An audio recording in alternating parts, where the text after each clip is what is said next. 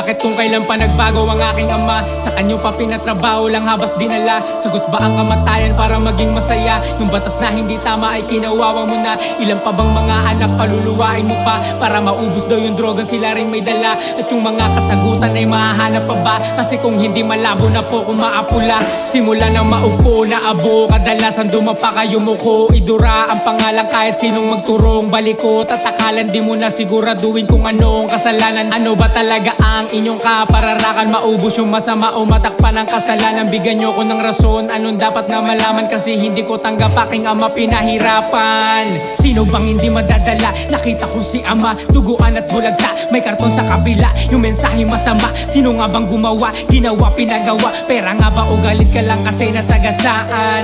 Hustisya, katarungan ang usapan.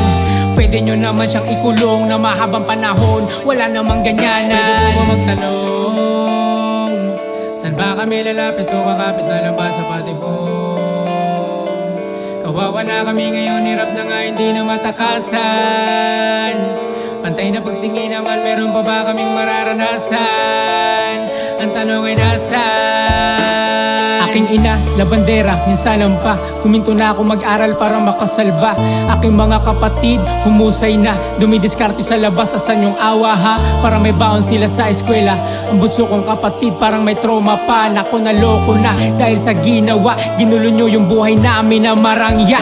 Wala na akong tiwala kung anong naririnig. Puro inis at galit, walang ibang umaaligid. Bigyan nyo kong hustisya, aking ama pakibalik. Kaso malabo nang mangyari sa lupa na humalik. Di mo ko mapapatahan, buhay niya ang pinalit. Palit tayo ng kalagayan na madalas yung sakit. Wala nang panahon na mag-isip ng pabalik. Ikaw ay dapat managot, yun ang tangi na kalakip. Madami na rin ang sibilyan na nadadamay. Yung mga tahimik biglang may nakakaaway. Kawawang bansa, nagpapalitan ng lang laway. Kung sinong maturo, panigurado makakatay. Pera nga ba o galit ka lang kasi nasagasaan?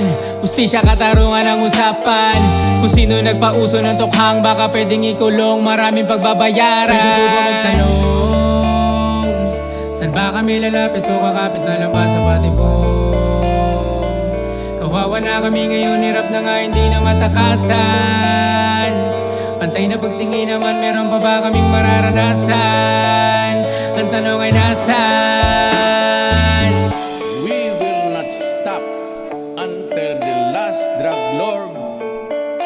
Magmasakir kayo na 100. We have to remove them from the syndicate or remove them from this planet.